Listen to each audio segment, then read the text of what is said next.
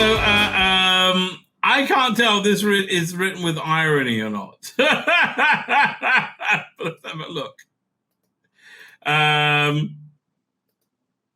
things about Doctor Who that make no sense. Now, okay, there's lots of things that make no sense, but this is on CBR, right? CBR have the biggest shills in the entire universe, right? They are such insane shills for every establishment corporation you can imagine. They love shilling for corporations. They can't get enough of corporate shilling. It is the greatest thing ever for them, right? So now they're going to be critical. I'm like, what's going on? What's going on? She was in the Children of Doom from 2002. Interesting. Thank you for letting me know. I didn't realize. Okay. Doctor has seen the titular Time Lord face off against the Dalek Cyberman across time and space, but it's not without some inconsistencies. This is by Andrew Gladman. Okay. I see there the Timeless Children there. And the what Dalek was? Was that the Dalek that couldn't open a door? No, that just looked. I think that's just a regular Dalek. Remember? Oh man, the World of Doctor is a complicated place. Well, yes and no. Yes and no. I mean, to us, it's doesn't really seem that so, right? There's nothing about it I find like, I can't get my head around. Really? That makes no sense, right? I'm always like, okay.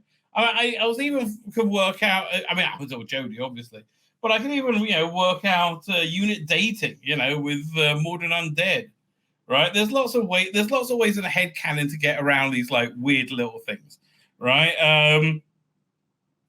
But anyway, in 2023, the series marked its 60th anniversary of the Doctor's adventure in time and space. Naturally, after such a long history, it was so many different writers, creative teams, and reinterpretation of the Doctor's world, a few can consider the muddled timelines have emerged. It was all fine up until 2017, right? I'm not fucking around with you. Literally, it was all fine until Jodie reared her ugly fucking head. Right, unbelievable. Nobody had any problem, right? Nobody had any problem connecting the character in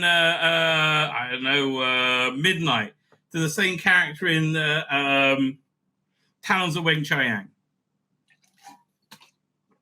It was fine, right? There was really no problem, right? While the Doctor was a tour de force of all possibilities offered up by the realm of science fiction, these vast imaginings are prone to produce contradictions between different Doctor Who stories and can leave fans scratching their heads while trying to piece together Doctor Who history together. Again, it was fine. The only problem we had was Modern Undead, right? And that's only because everybody noticed it. Throughout classic Doctor Who, continuities were particularly pronounced. No, they weren't, right? I mean, look, I think the most pronounced it ever got was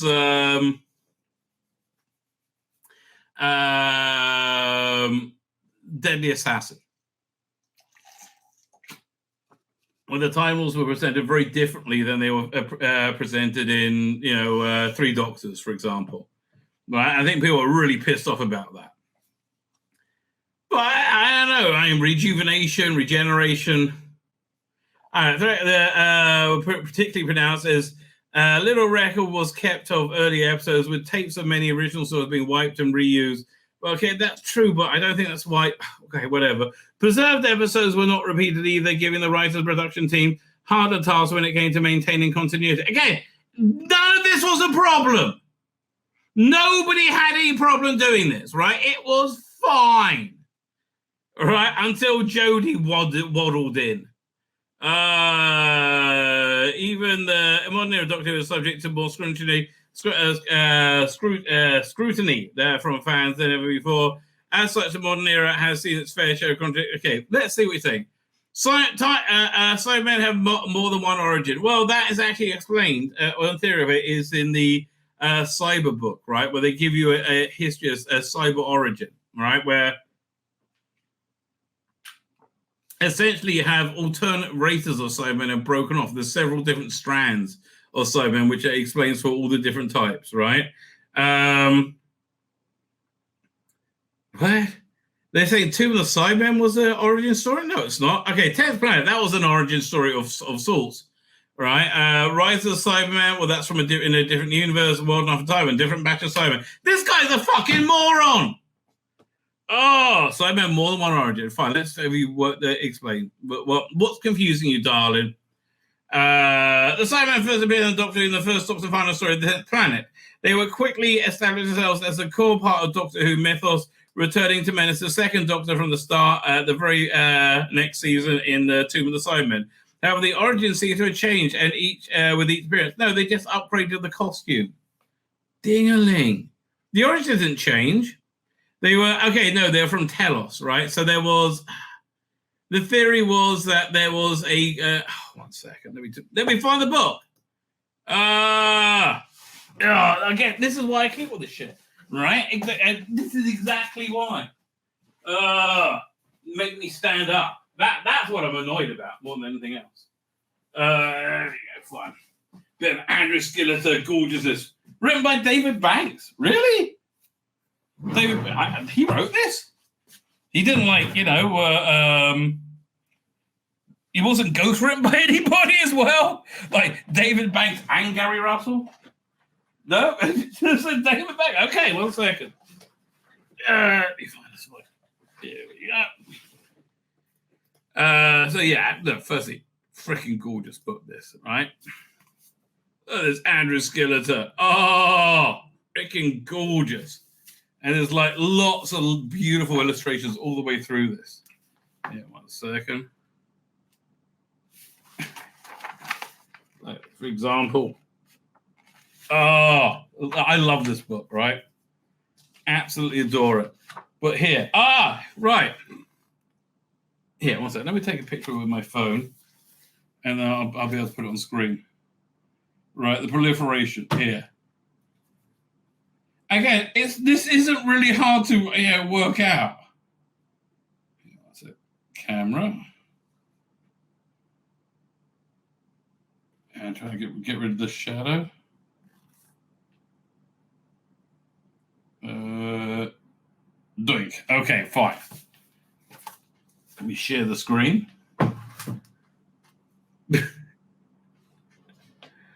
Again, I like. Why was this guy saying it's like? Can you even try to come up with an answer? Like just try to do something in your head canon. This is really, it's incredible to me. All right, it really is genuinely. Oh, here it comes. So please forgive the crudeness of the thing. Open with. Dang it! Hang on. I thought we had to open with Google. Okay, we're here. See, look, if you've ever been confused, this will help you out. Share screen. Doink. Fine. Zoom in. The proliferation. A guide to know to the known known evolution and activity of Cybermen within the galaxy. So Mondas, 5,000 years ago, moving away from Sol. First divergence. So you had a Mondas journeys to the edge of space, and that's where the 10th planet Cybermen went. Right? There's a faction leap to planet 14. That's the invasion. Second divergence, right? So they could have like a large proliferation. So you had this group that went from the weirdest space, moon base, abandoned solar system, colonization of Telos, Tomb of the Cybermen, and they forge a new race when they meet up with a cyber nomad group discovers frozen Telos. Right, so this is Attack of the Cybermen. Right, and from that comes Cybermen, 5 Doctors, Earthshock. Also, Attack of the Cybermen has a time travel link to 1985 at the beginning. So yeah, and then you got Revenge. So yeah, okay, it's it's like not insanely simple, but it's not insanely difficult either. It's like, how can this be? Again, this is why Doctor was good. You would have like it's meant to appeal to people clever enough that have a head that can fill in the blanks of the head canon, right? And that's what it's supposed to appeal to. There we go. Doink. Fine. However, the origins have changed with each appearance. Well, now I've just explained to you. The 10th planet revealed that the Cybermen originated from Earth's twin planet Mondas, but two of them claim they came from Telos. Was at home. Later, still, World Knife Dinosaur and Mondosian Cybermen evolving, not on Mondas itself, but a colony ship. Yeah, that was directed evolution, and it was I assumed it was a Mondasian colony ship as well. And I think that evolution was directed by the Master, if you recall, right, to become Cybermen. Which or maybe they would have done anyway, right? I don't know, but like you don't need everything spelled out to you, right? You can have like an air of mystery and something, and it's okay, right? I mean, that's basically it. You can have an air of and it really is. It's okay. Perhaps also explain their emergence of a parallel Earth in season 2's Rise of Cybermen. Yeah, it's a parallel. Okay, you are if this is confusing you. Science fiction is not for you, darling, right? How does the TARDIS ensure the Doctor meets people in the right order? Well, you can say because the TARDIS is alive and the guardian of the Doctor, but that's actually quite a good point. It is quite a good point. Which I never thought of before, but that's quite a good point. Let's see what he has to say. Every so often on Doctor Who, a character like River Song or Sally Sparrow will appear, and somebody who has already met the Doctor before.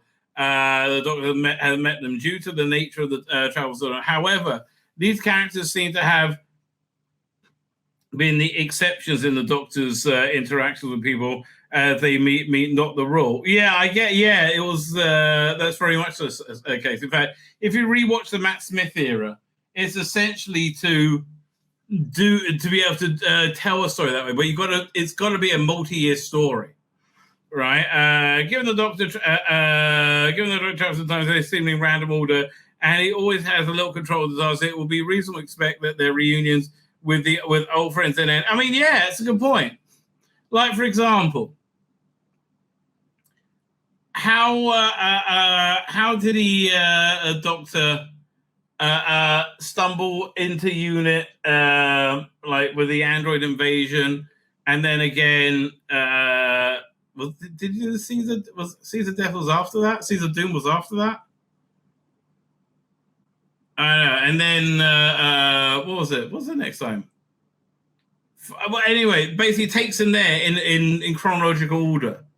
Which is because the actors list. Yeah, they got to make it in reality, right? You can't. It's not real, but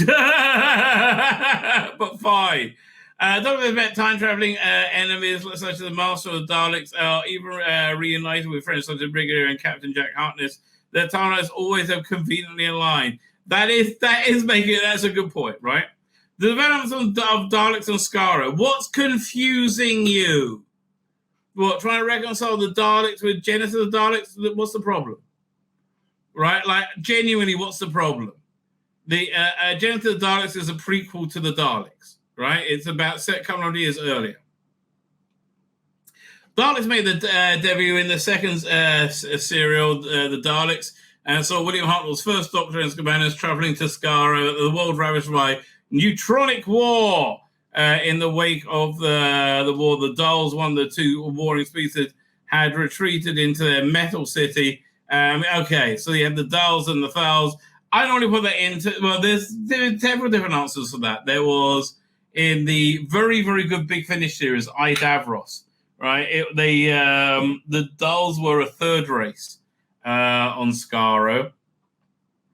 The other suggestion is that records of race names got lost in their giant war, right? But yes, it was a liberal redesign. 1995 James saw the fourth Doctor travel back in time to Dalek's very beginnings on Skaro, featuring the first Dalek travel machine produced by their creator Davros. Not only did Genesis of the Daleks rename the Daleks humanoid precursors dolls to Khalids, it erased the early Daleks' reliance on static electricity. Davros' first Daleks even had slats on their midsection that a feature that emerged. Okay, again, Dalek evolution. What the fuck is wrong with you? God, how to suck any joy out of anything. Well, speaking of sucking the joy out of things, Donna and Rose letting the Doctor Donna go. Yes, that was bollocks to say this beautiful girl who also has a big strapping penis is the best to say. Like, of course it's bollocks. It's woke shit. That's why. Yeah, no, of course it's bollocks. Woke shit always is bollocks, right? It always is bollocks. 1 second. This guy still keep going. I just know these comments are still happening. 1 second.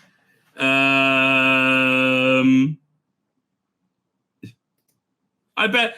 Okay. The last time I went back of all this guy who's freaking out about my salacious thumbnails. I just last time I left it. I will go this next stream. Just said your lack of self-awareness is comedy gold. I don't think you can stop yourself from coming back. Right? I don't think I don't think you can stop yourself. He's still going. Then he just came back. Okay, mate. Whatever. Whatever. I was just gonna do a deep dive into that. I was like, this is more entertaining. Fine. No, it's not, because then I just sort of Dr. fucking. Oh, okay. Let's see what they've got to say about this. Donna Noble. Oh, fuck. I hate this. Time as the TARDIS originally ended with tragedy. What a much stronger ending. When she absorbed the Doctor's Time Lord consciousness, which proved potentially fatal for a human. I think of Rose, but okay. In order to save her life, the 10th Doctor was forced to erase Donna's memories of him and their travel together in the TARDIS. Right. It was a really strong moment, right? It was a very strong story idea, which I think they had much more the balls to carry out when they wrote out Clara, who I found a much more annoying character. All right, and then when the 12th Doctor finally hit that memory back just before he regenerated, was a really beautiful moment. I genuinely love that. Anyway, what we're talking about. However, Donna's memories were brought back when the 14th Doctor got his old face back and they met Donna once again. Yeah, this time Donna was able to survive becoming the Dr. Donna as she had passed the meta crisis to her daughter, who was having no type of crisis with her female penis, Rose Noble. Sharing the strain of the Time Lord consciousness slowed down its destructive impact, but still dangerous for for Donna and Rose to maintain part Time Lords. To survive, the two were able to simply let it go. Something a male presenting Time Lord would never be able to understand, or anybody else with half a fucking brain. This suggests that Donna should have been able to simply let it go. It's okay. This is called propaganda. That's the function of this, to propagandize, right? This wasn't for storytelling, it was propaganda. How does Doctor become the value? Well, I think that would be a mistake to spell that out. It was the weirdness of it, right? The vagueness of it that really made him such, and made it so interesting. Plus, Michael Jason's incredible performance. Like, people always complain about the trial section of the trial. I like him. Like, everything with Michael Jason, I like. Hang on, my new water ball's making a funny sound. There you go, working now. Yeah, it was like, hold on a second, let's see what they have to say. Again, just a bit of headcanon. I mean, I don't like, this is not hard. What's up with you, dude? It's just a bit of headcanon. That's all you got to do. Many aspects of regeneration, the process by which the Doctor renewed their bodies in order to evade death, remain a mystery in Doctor Who, and quite rightly so. However, one of the most mysterious products or byproducts of regeneration to appear on Doctor Who is the Valeyard, the Doctor, the Time Lord villain who menaced the Sixth Doctor through a season-long trial of the Time Lord, was revealed to be a manifestation of the Doctor's dark side, somewhere between the 12th and final incarnation. So, I mean, like, the answer was that he was a moment whilst regenerating. He was a potential Doctor, snapped outside of time, I guess, by the CIA, and given, like, much in the same way that Clara was given life, right, by having a snatch right before her death.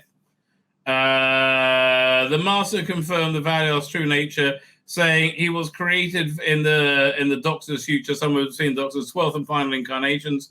Whether this means the Valeyard is the future incarnation of the Doctor or some kind of offshoot was never explained. I think offshoot is kind of the answer. Also, the recent time-style twist, shit that it was, that wasn't Doctor Who.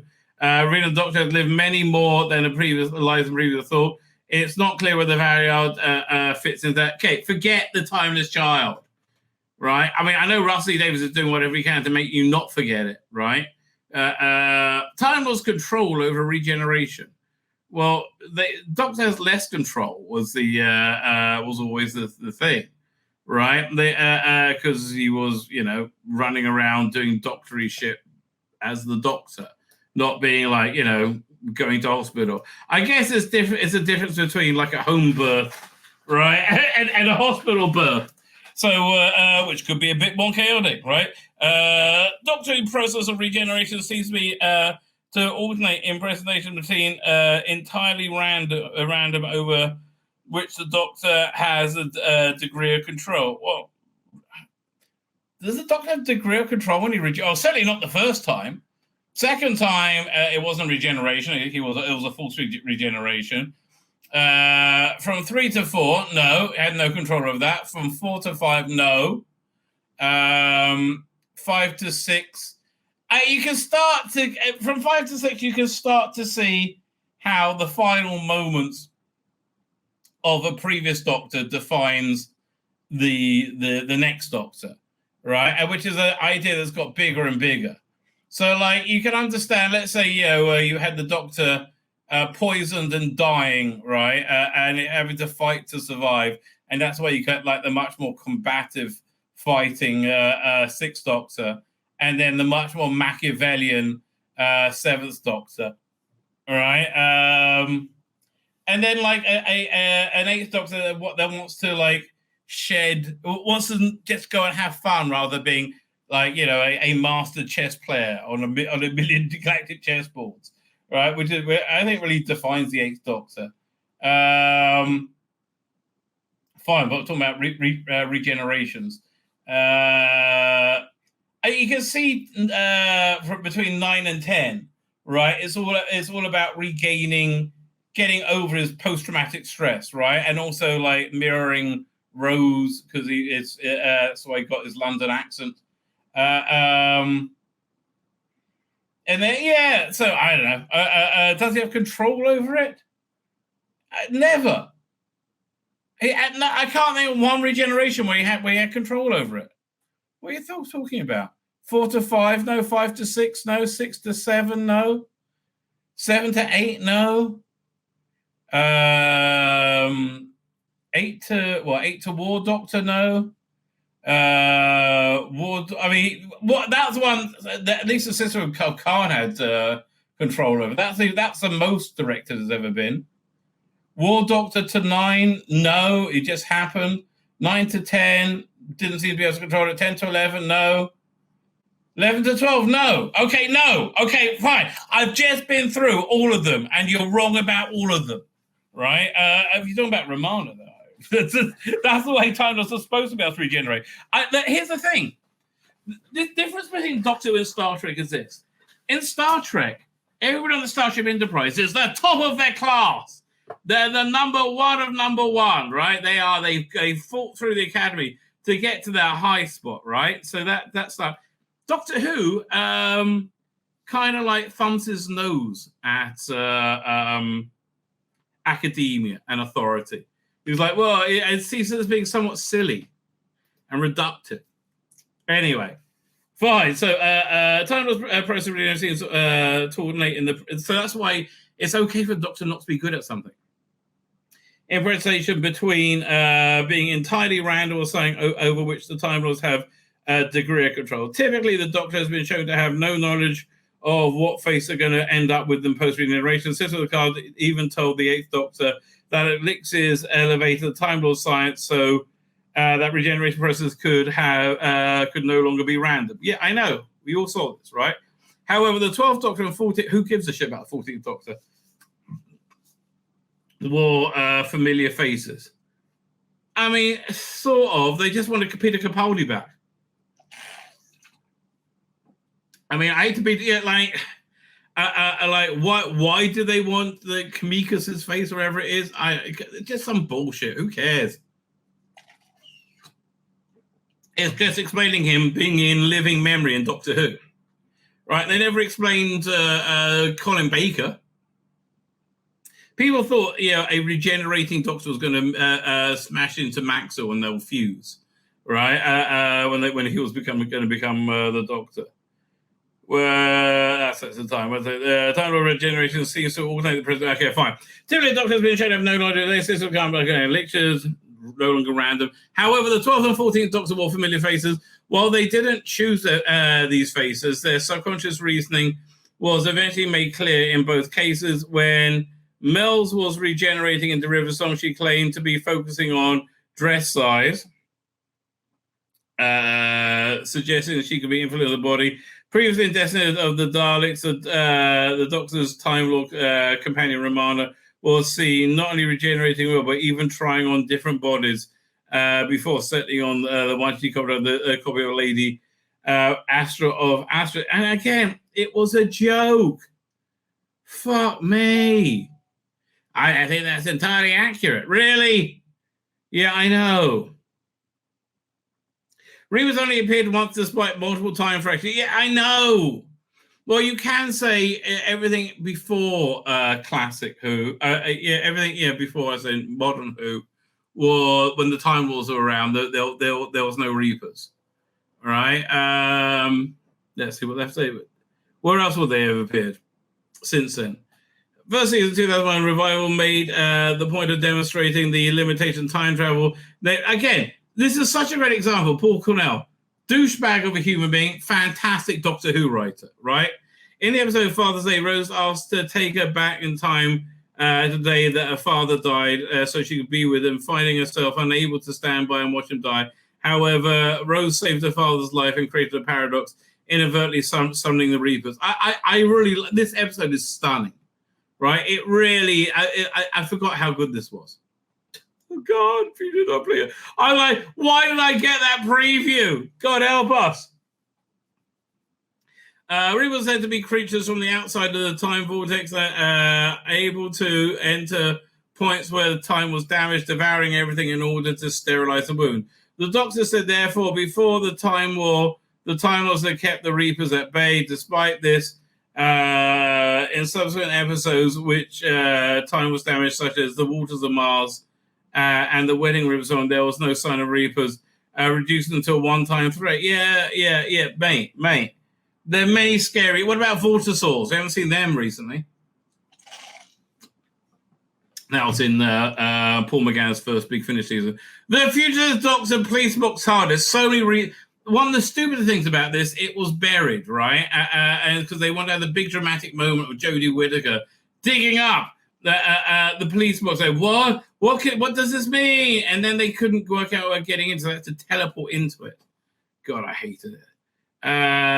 Future of the Dune spun an interesting mystery with the introduction of the Future Doctor, the new incarnation of the Doctor, an unknown to Jodie Whittaker, and 13th Doctor, who was also unknown to her, but who also didn't recognize 13th Doctor. This left unclear, and they just said, "Fine, bye then. Off you go." Oh, one second. What's this? call coming? No. Off you go. Don't worry about this huge mystery. Nothing to see here. Left unclear. First through scans confirmed they were the same Time Lord. The fugitive doctor's TARDIS was also confusing still in the shape of a police box. The fugitive doctor was later revealed to be a fast incarnation of the doctor's secret life. No, she wasn't. She was intimated to be, right? I think the original plan was that this was an alternate timeline split off in this first regeneration, right? So she's an alternate second Doctor, which kind of would have explained everything, right? And then they were going to have an alternate female third Doctor, and that was and they were going to become the official, canon. I think that was the plan. Lives were eventually erased from the Doctor's memory. However, the first Doctor has been seen stealing TARDIS in the first time. The second ever Doctor who saw him, noticing it was stuck in the shape of a police box. The fact that don't try and make sense of that bullshit. Where do Time Lords come from? Oh, Robert Holmes, I think, isn't it? Who invented Time Lords? No, Terrence Dicks. Terrence Dicks, my mistake, right? He wrote War Games. So why are we looking at A Good Man Goes to what? Season 12 of Doctor Who dropped a major revelation concerning the secret origin of Time Lords. The Timeless Children saw the Doctor learned that they did not originate from Gallifrey, rather they were a mysterious timeless child found beneath a wormhole by a Gallifreyan explorer called Tectun. The timeless child was the first being on Gallifrey to regenerate. Tectun experimented with the child and killed him many times over to pass the ability to Gallifreyans created Time Lords. Traditionally, the creation of Time Lords has been credited to Rassilon, the first Time Lord president. Actually, it was three: Rassilon, Omega, and the other heavily intimated to be the Doctor. In A Good Man Goes to the Doctor claimed the ability to regenerate came from Gallifrey's explosion of the time vortex over billions of years. Yeah, that would make sense. For this reason, River Song's conception and the time vortex allowed Madame Cavorian to return to a human Time Lord hybrid, apparently confirming the connection between Time Lord biology and the vortex. It is possible the Time Child is some kind of... No, it's just bollocks. It's just bollocks. Susan named the TARDIS. So best explained, I think, in the book Lung Barrow, which has a scene in it, which is a prequel to Doctor Who. Essentially, you had, as I said, you had these three people in Time Lord Society. You had the Rassilon, Omega, and the other, right? The other was human, and they also the third person who made the stellar manipulator. It starts off with the Had Omega trying to talk him into coming back. He said, "Get away from me, you brute!" He is Susan's grandfather, and while they're developing TARDIS, she came up with the name Time Relative Dimension in Space. Eventually, this guy threw himself into like the source code laser beam thing of all Gallifreyans. Gallifreyans are born on looms in houses. They each have 12 members, each with 12 regenerations, right? Which is the House of Longbarrow is what it was eventually born into. That was bollocks. Okay. None of these things didn't make sense. I mean, that mattered. Like, who cares about the Jodie shit, right? I mean, this was what was I expecting? What else did I think would be other than a really dumb article? I mean, yeah, if I thought there'd be anything different, I'm a dummy, right? I'm an absolute dummy if I thought anything different was going down. Yeah, what should we look at the Matt Smith thing? No. We'll go over to a bit of screen round action. Daleks hold an embarrassing Doctor Who streak that shooting Gatwick eras needs to end. Oh god, what does it need to end? They're often cited as the Doctor's greatest enemy, yet The deadly alien race holds an unwanted record that threatens their status. Which is, what are you talking about?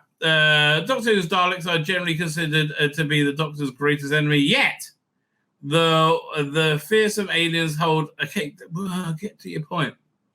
However, despite battling the Time Lord over 6 decades, one Dalek streak suggests... My God, I skipped the whole paragraph and didn't miss anything. Although Doctor Who features numerous characters, recurring characters and villains, it is the Daleks that frequently elicit the... Okay, fuck it now. Get to your point. And conspire to destroy all life and react. Blah, blah, blah, blah, blah, blah, blah. And yet, this are to name just a few of their infamous schemes. And yet, this horrific track record conceals the disappointing truth about the Daleks that Doctor Who is yet to correct, that ahead of the Shooting Atlas season in the infamous role. What is it? Daleks have never killed a Doctor and Doctor...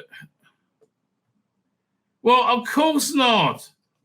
I mean, the closest you got was David Tennant being exterminated and then putting his regeneration energy into his hand. I mean, who has? I mean, okay, let's go through regenerations. He basically died of like falling apart. It wasn't the Cybermen, right? For 10th Planet. False regeneration, War Games. Radiation poisoning for the 3rd Doctor. Falling off a telescope, 4th Doctor. I mean, I guess you could say the Master killed him, right? And the giant spider killed him. I don't know. Spectrox poisoning killed him. No, that's not like a monster, right? You very rarely get a monster kill him. You got him banged his head on the console from 6 to 7, unless you take the Big Finish, the Last Adventure, or I think the Last Adventure, that was really good. That was excellent. So that was which gave a whole different generation. Slided in there between 6 and 7, which was excellent. 7 was shot by a street gang. 8, so no monster there. 8 was forcibly generated by a sister of Khan. So you could say, the Daleks nearly forced the regeneration of the 9th Doctor, right? They weren't really real Daleks. They were these, they were these weird human hybrid Daleks made of human remains, right? They, but it was absorbing the power from the TARDIS, more radiation poisoning, right? That regenerated them into 10. 10 regenerated into 11 with radiation. Again, not a monster killing them, right? 11 regenerated in 12 when it basically just grew, old age, wasn't it? Right? And then 12 regenerated not when... I mean, like, he was shot a bunch of times by Cybermen, but he only regenerated... where he decided to regenerate out like a whole special life. This is such a dumb article. Right? This is actually painfully dumb. It hurts me how dumb it is. Oh, man. So, yeah, so we have this story here. 10 actors who won't return to Doctor Who, right? 10 actors, who are still alive, apparently. They are not happy with the BBC. I think most people touch BBC aren't happy. Christopher Eccleston was fucked over, like, massively. Yeah. Oh, my God. I think after he quit, he had to go to America because he couldn't get any work here. And so that's why he was in that Thor 2, which he looked like he wanted to put a gun in his mouth that whole time. Yeah. He looked like he was happier in G.I. Joe 2, right? Yeah. He looked miserable. Fine, don't expect to see these doctors or companions again anytime soon. Ever since William Martin and Patrick Troughton, Patrick Troughton came back for the 10th anniversary, shindig of 3 doctors has been weaving into the past. But okay, my basic thing of Doctor Who right now, it's much better when Doctor Who isn't about Doctor Who. right? That's good as an occasional thing. You go back to his home planet once every 10 years or something. Yeah. But it's done way too much about Doctor Who. Doctor Who should just be about adventures in time and space, right? Yes, I agree. So number 10, Daphne Ashbrook. Do you know who Daphne Ashbrook is? I recognise her face, but I'm trying to think. What was she in? She was in the 1996 TV movie, but she was in yes, Space Nine. Yeah, I like that TV movie, kinda, sorta. Yeah, it was kind of fun. So she is. There's a really good movie called Who and I, which is about the guy who wrote that, who was essentially a normie going to visit Doctor Who conventions, and his first strange interaction with that world. Right? It really is bizarre. So Daphne Ashbrook's in it, and she is such a typical, slightly batty Hollywood ex-actress or actress, right? It's right. So anyway, despite only appearing in the TV story, the ex-Doctor had an incredible afterlife featuring countless books, comics, audio dramas before returning to our screens on Night of the Doctor, Power of the Doctor. Unfortunately, the same can't be said of the companion Grace Holloway. That's because NBC owns the rights to it. Sure, Grace declined the Doctor's offer place in the TARDIS at the end of the TV movie. We still might have reasonably expected her to show up at some point. While Daphne Ashbrook appeared in Big Finish audio dramas as another character, she's never appeared as Grace, as she recorded in 2020. The movie was an American co-production. Yes, I've done Big Finish. Who gives a shit? But essentially, I was told you can't be Grace because someone finally found out that it was Universal that owned her, and unless they're willing to buy the rights, we could not legally bring her back. Yeah, fine. Who gives a shit? There's nothing juicy in that whatsoever, right? Billy Piper not coming back. Interesting. Well, man, Billy Piper of 2005 looks very different from the Billy Piper of 2024. God bless her, but 19 years is rough on anybody. Nothing fucks you up like time. So I think 10 years ago was the last really real moment she could come back recognizably. She just looks like a different, maybe it's some kind of mocap thing. But that's basically where you are de-aging. If it was shot in London, sorry, that's a loveless answer. There's a running theme here. I don't want to work much. If it was 4 episodes, all shot in London, and I'll be up like that, like a rat up the drain pipe for that. Who is she married to now? I have no idea. No idea. I can't remember who she is. Okay, fine. She's like, I'm too old. Fuck off. Tom Baker. Yeah, Tom Baker. It's really, every time I see pictures of Tom Baker, it's really kind of sad. He looks like he's withering away more and more. Yeah, his recent photographs. Right, it was just his birthday. That being said, he still does radio plays as Doctor Who, as good as he ever was, right? And you can't tell the difference. Really, really together with it. Anyway, let's see. Why is Tom Baker not coming back? I guess he's too old. Like William Hart, Battery and John Pertwee, long since passed, Tom Baker is the oldest living Doctor actor. Initially, he was reluctant to return, declining to pit. Well, we know that Dimension Time, blah, blah, blah. Join the Crown was returned as a curator in the Day of the Doctor. That was at the 50th. That's 10 years ago. But might he wind up being on contributing televised Doctor with a great man recently turned 90 and not as mobile as he once was? It's more. It seems more. It seems more likely than not. What? No, unlikely. Baker was invited to appear in The Power of the Doctor. One of the Jodie Whittaker. Who cares? It doesn't sound like he wants to come back either. I mean, that he avoids other Doctors. Not with any malice, he said, with a degree of contempt, perhaps, but mildly contemptuous. Fair enough. I think if he was able to come back, it would have to be as a voice at this point. Yeah, I think so. Some kind of voice of an AI or something like that. Again, you can. I have a friend, Alex Lees, right? He does lots of stuff with AI voices. His Tom Baker's very good. You can really genuinely bring it back with AI. Yeah, it's crazy. Fine. So Tom Baker, probably not coming back. Yeah, he's 90. He's not coming back. Why is she not coming back? She would come back. She was in one episode. Also played Lady Penelope. Well, I feel happy that the episode was the one I did because it was so magical and special. I feel like to go back. I don't know. Would be if it could ever be as fabulous as that. Well, yeah, I agree with that. Yeah. I agree with that. By the way, Thunderbirds, right? Lady Penelope. This is what you do for a Jerry Anderson cinematic universe, right? You start with a Captain Scarlet movie. Mm-hmm. I like John Boyega's Captain Scarlet. I think that would work well.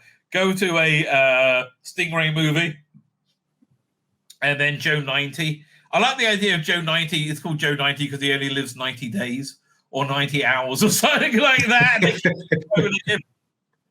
And then at the same time, do a TV show of Lady Penelope and Parker, and then you would do the first like big amalgam with a Thunderbirds movie that brings it all together. But I think a Lady Penelope and Parker TV show would be awesome. Yeah, it would be like a modern day Avengers. Yeah. Yeah. Well, they're talking about bringing back the Avengers. I'm like, oh God, no. Don't revive anything. Matthew Waterhouse. Okay, this is a character from the early 80s. It was clearly the masturbatory fantasy of the producer at the time, right? John Nathan Turner. If you look at those early episodes, clearly, there's not even like coy about it. So why isn't he coming back? Now that iPlayer News is out, I can tell everybody a weird thing that happened at the end of September. After a con in Swansea, my husband and I went up to spend birthday in Cardiff. Shortly after arriving at St. David's Hotel, I went out to explore. What? I went out to explore. How? What? You got to go Twitter now and pain the bloody ass. Went out to explore. I heard a hooting from an SUV, but the sunlight windscreen meant that I couldn't see her face. A crazy person, Rusty D, offering me a job. The window rolled down. It was none of them. Fraser Hines. What a coincidence. Fraser Hines was Jamie in the 60s with Patrick Troughton's doctor. Back at the hotel that evening, I went to the bar and saw Fraser and the wonderful Wendy Padbury, also from the 60s. And they were obviously in Cardiff for some work reason. Working with Shooting Gatwell, I speculated, though, under non-disclosure agreement. No, it's this. They did this thing on iPlayer where it's movie versions of old stories and introduced by the actors that was in them playing those characters again in some weird way.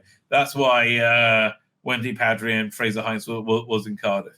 I speculated, though, under a non-disclosure. I assumed they were. There was some, sadly not so. It was all a bit of embarrassment, but Fraser bought me a drink. The next morning, who should I spot with the raging Nicola Bryant? That's my favourite companion, the awfully good swimmer, Nicola Bryant from the 80s. Nicola Bryant. They were even some murky rumours of Janet Fielding. Yeah, I think she was there as well. Sadly, they have been unable to record any full Doctor introductions. Adric being dead, Tom Rayleigh venturing forth, Lala aboard, and Louise far too busy. In my view, they should have an introduction by the ghost of Adric.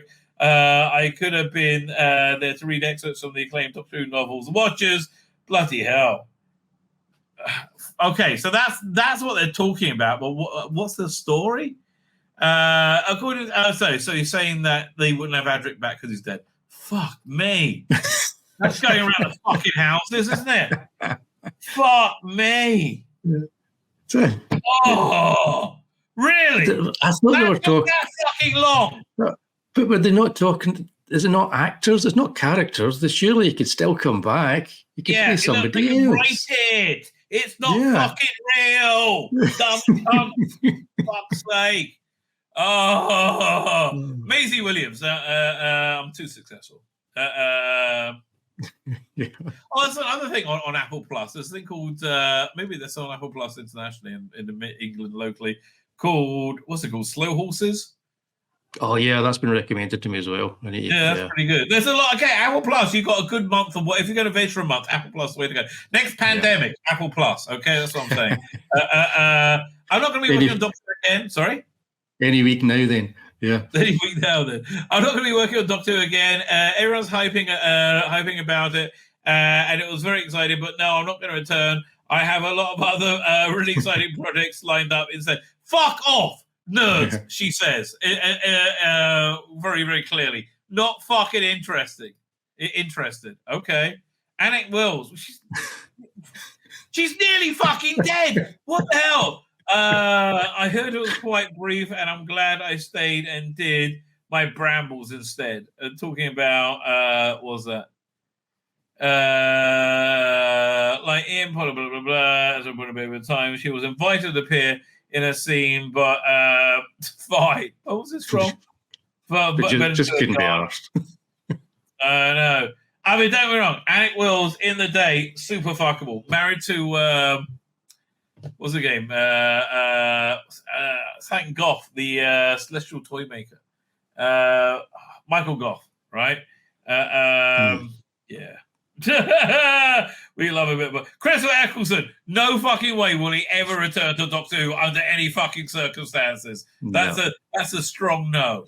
Right, I'm surprised he's not number one. This is. Yeah, who's number two and one? So he says, sack Rossley Davis, sack Jane Tranter, sack Phil Collison, sack Julie Gardner, and I'll come back. So okay, here's what needs to happen. If I get made Emperor of the Universe, right? One of the things I will do is make my own streaming TV service. I'll grab whatever I want because I'm Emperor of the Universe. Easy enough. So I get all the Doctor Who. I'll make my own Doctor Who. He'll come back for a movie. I'll be like, yeah, you don't have any people to deal with anymore. Could totally work. Lala Ward. Why not Lala Ward? Like, okay, who's fucking asking? I don't know what to tell you. It's like me saying, no, I'm not going to fuck Gal Gadot. She's not offering. Okay? It's like, it's yeah, you don't, yeah, no one's asking. Okay. So Ramon was a different type of companion, more of a Doctor's equal than his assistant. Okay. So she was sleeping with Tom Baker while making Doctor Who. And they have this story set in Paris called City of Death. Where they were very clearly just started fucking, right? Very, very. She was also she was dressed as a schoolgirl for most of it, but she was. Look at the way she looked at him. She was so into him, and then you go like a year later, and the story called what's it called again? State of Decay. They hated each other. Oh my God, the sheer visceral hatred of each other. It's breathtaking. So fine. So the different type of companion, the more the Doctor's equal than his assistant. Over the years, fans have repeatedly called for her to return. However, if we do ever see Ramon again, she certainly won't be played by either of the actors to originally play it, also Mary Tam. One of that reminds me. Here, I should show you this. This is why AI is just evil in every way. Okay, because it lets me. I need to strap myself in for this one. I think. She cried. Here, 1 second. Share screen. Speak of the two Romanas. We have Dr. E. Shaw, the Rooters have infiltrated a 19th century Parisian brothel, and we have to go undercover. Well, hopefully not under too much cover, surely.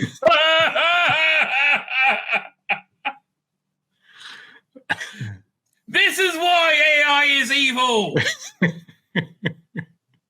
This shouldn't be allowed to happen. But let's find out why Lola fucking Ward isn't going back to Doctor Who. Not that anybody gives a shit. I'm like, okay, no one's asking you, darling. But it's sadly no longer with us, and the whom no longer lives in the UK because Lana Ward's moved to Hong Kong in 2018. Bye. Don't let the door hit in the way out. We would make any kind of TV return completely impractical. What? Have you never heard of planes? Big silver birds that fly in the sky with people in their belly. Really? Add to that fact that there's still tension between her and Tom Baker. He won't be there. Fine. The economist is shortly thereafter, blah, blah, blah. Mark Strickson is in a similar situation. Not because he's married and divorced Tom Baker, because now lives in New Zealand. If they want him back, they'll pay for a fucking plane, you fucking moron. Pay for it. Fuck me. There's a BBC that type. Budget, but you've got to come in by steamboat. Fucking hell. Get some of that Disney money. Oh, yeah. Right. Not coming back. He was fucked over as much as Millie Gibson. who was very fucked over, I believe.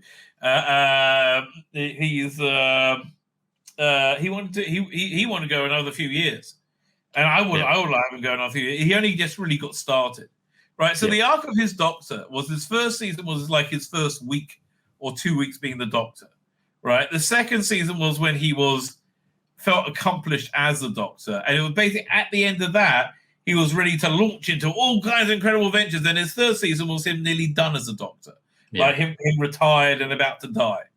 Right, so you missed a good 2 or 3 seasons out. Anyway, Peter Capaldi doesn't have a bad feeling about his time as 12th Doctor that we know of. He clearly does.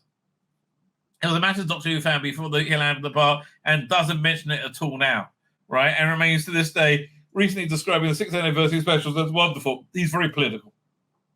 He's like, he only ever says nice gushing stuff. He has no interest in doing any Doctor Who. He's fucked off as anything. However, he's also been very clear he won't be appearing in the show again. Instead, he's focusing on new projects like the critically acclaimed Devil's Hour and Criminal Record. Have you seen either of those? No. Were they good? So, Devil's Hour has a central idea, which I think is a bit bollocks, but quite interesting. But it's a bit, but it doesn't really work.